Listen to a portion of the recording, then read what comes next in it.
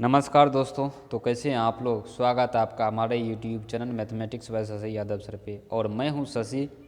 आज हम लोग 2014 के फर्स्ट सिटिंग वाला क्वेश्चन, फर्स्ट सिटिंग में जो क्वेश्चन पूछा गया है मैथ का, उनका ऑब्जेक्टिव क्वेश्चन सॉल्व करने वाले हैं।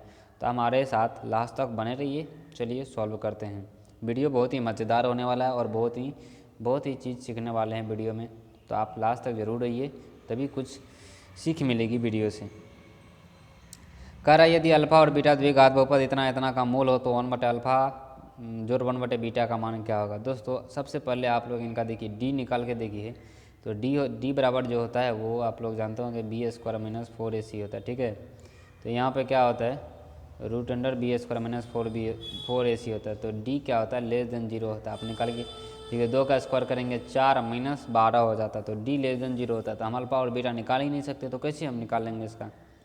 इस तरह से इनका जो क्वेश्चन जो दिया गया वही गलत हम कह सकते हैं इनको, क्योंकि अगर इसका मूल नहीं निकलेगा तो हम 1/अल्फा जोड़ 1/बीटा कैसे निकाल सकते हैं। अब आप लोग सोचिएगा, यहाँ तो आंसर में बी दिया गया है और -2/3। दोस्तों यहाँ अल्फ़ा प्लस बीटा बराबर हो सकता था, अल्फ़ा प्लस बीटा का मान निकाल सकते थे हम लोग। -b/1 होता है, तो यहाँ -2/3 हो सकता था। b इसको कहते तो 2 को, तो b 2 को कहते हैं, तो b -b2/3 हो सकता था। लेकिन ये क्या है, बिल्कुल गलत है। ये जो हमारा आंसर दिया गया यहाँ पे ये बिल्कुल गलत है, ये होगा ही नहीं होगा। चलिए नेक्स्ट आगे बढ़ते हैं हम लोग।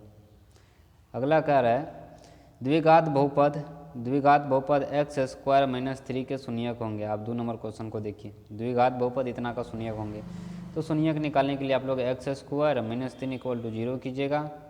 ठीक है, 0 तो करिएगा इसको। तो x बराबर कीजिएगा क्या, तो ये हो जाएगा x² बराबर 3 और x बराबर आ जाएगा √3। जैसे रूट चलेगा तो यहाँ प्लस माइनस आ जाएगा। तो एगो का मान होगा प्लस, एगो का मान माइनस। तो +√3 - √3 इसका आंसर हो जाएगा। +√3, -√3 आ जाएगा इसका आंसर। नो, +√3 और -√3 आंसर आ जाएगा। ये बी हो जाएगा इनका, +√3 या -√3। आप इसका जो आंसर पहले वो लिख सकते हैं। तो बी है इसका आंसर। तो हम लोग बी में क्या करेंगे, टिक लगा देंगे। ठीक है, और ये बिल्कुल सही है, इसका भी सही है। अगला है वृत्ताकार पथ पर 3 धावक एक ही स्थान से दौड़ना प्रारंभ करते हैं, तो एक चक्कर लगाने में क्रमशः 3 घंटे, 4 घंटे तथा 8 घंटे समय लगता है। तीनों को प्रस्थान बिंदु पर पुनः मिलने में लगा समय होगा। तीनों को प्रस्थान बिंदु में देखिए पुनः मिलने में लगा समय। कह रहे कि अगर कोई वृत्त है, ये धाव मान लीजिए, ये कोई जैसे हम लोग दौड़ते हैं वृत्ताकार पथ पे, आप लोग सुमृत फील्ड पे दौड़ते होंगे, हम लोग के बगल में सुमृत फील्ड है। तो यहाँ पे ये वृत्ताकार, यहाँ से कोई मान लीजिए 3 को बच्चा है जो दौड़ना क्या किया, स्टार्ट किया। अब कह रहा है एगो जो है 3 घंटे में, एगो है 4 घंटे में, एगो है 6 घंटे में। यहाँ पे दिया गया है, आप देखिए 8 घंटे दिया गया है। 8 घंटे में क्या करते हैं, इनका चक्कर लगा देता है। कह रहा है तीनों पुनः कितना, तो फिर से मान लीजिए यहाँ से स्टार्ट किया, तो ये क्या होगा, एगो आगे हो जाएगा, एगो पीछे, एगो कहीं और रहेगा। तो कह रहा है फिर से तीनों जो है एक के साथ कब मिलेगा, तीनों एक जगह कब मिलेगा। इस तरह को क्वेश्चन को निकालने के लिए हम लोग क्या करते हैं, लॉसो निकालते हैं। और आप लोग ये अच्छी तरह जानते हैं, 3, 4, 8 का लॉसो निकालिएगा तो इनका आता है 24। बहुत अच्छे से जानते होंगे आप 24 लॉसो निकालने के लिए। तो इनका भी सही है और इनका भी सही है, 24।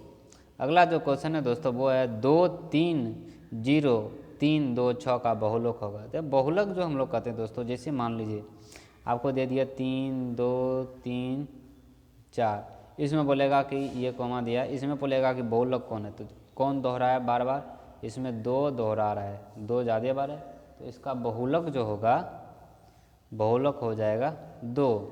लेकिन आप यहाँ आइए क्वेश्चन में देखिएगा, 2, 3, 0, दो, यहाँ 2 भी 2 बार दोहराया, 2 2 बार आया है, 3 भी 2 बार आया है, ये भी 2 बार आया और ये भी 2 बार आया। तो इन दोनों में से हम निकाल नहीं सकते हैं कौन होगा।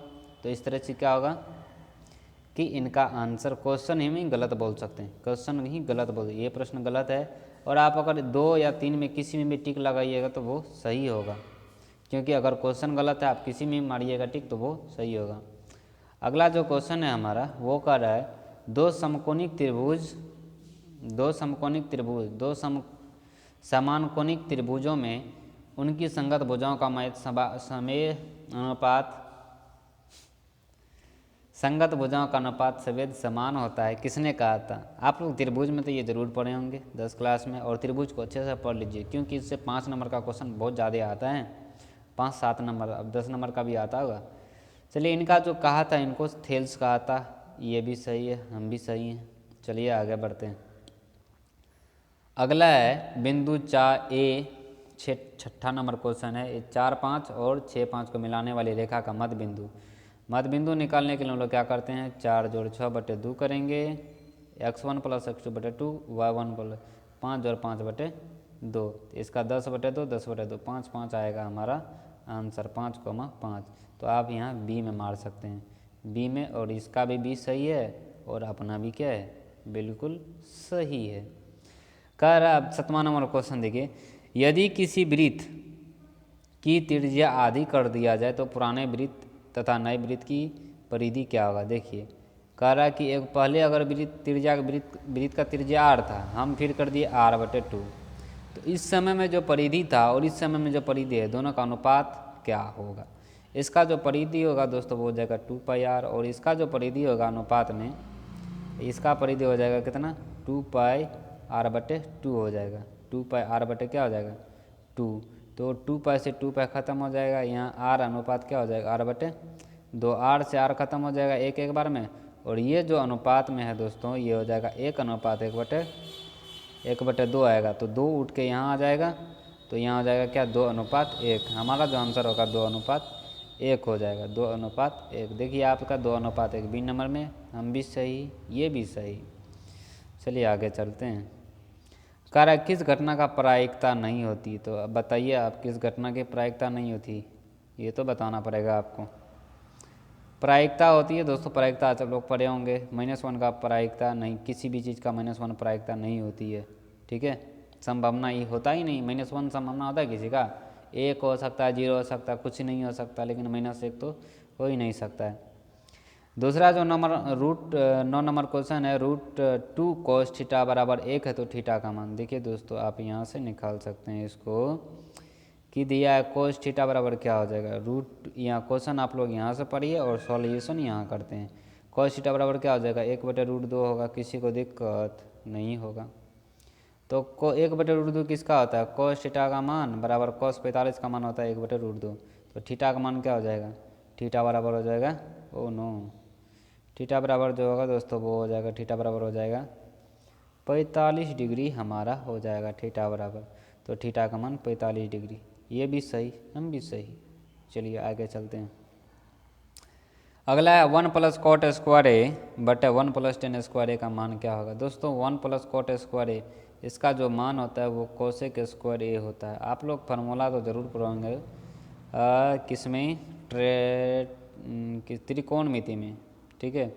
और 1 + tan² A होता है sec² A, ये भी आप लोग पढ़े होंगे। तो चलिए अब क्या करते हैं हम लोग, इसको नीचे, इसको ऊपर भेजते हैं। 1 सेक को ऊपर भेजते दिया आता है cos² θ, और हम लोग cosec को भेजेंगे तो ये आएगा sin² θ। sin बटे cos क्या आता है दोस्तों, ये आता है cos बटे ये आता है cot होता है, तो हम जो आंसर होगा वो हो जाएगा cot² A। आशा करते हैं दोस्तों ये 10 क्वेश्चन आपको अच्छे से समझ में आया होगा और पढ़ने में मज़ा आया होगा। अगर आपको कोई दिक्कत नहीं हुआ तो कमेंट कीजिए कि नो प्रॉब्लम, ठीक है। अगर कोई दिक्कत हो रहा है, किसी भी प्रॉब्लम, किसी तरह का पढ़ने में, तो हमको बताइए कि एनी प्रॉब्लम, ठीक है दोस्तों, एनी प्रॉब्लम है तो बताइए, जो भी प्रॉब्लम है सॉल्व करेंगे। चलिए आज यहीं तक रहते हैं। अब हम लोग इस 2014 के सेकेंड सिटिंग का जो होगा उसको सॉल्व करेंगे नेक्स्ट वीडियो में, ठीक है। तो thank you so much video देखने के लिए। चलते आगे बढ़ते हैं और अपना मेहनत करते रहिए। अभी तो एग्ज़ाम नहीं आई है, आने वाली है, तो मेहनत करिए और अच्छे नंबर लाइए। Thank you.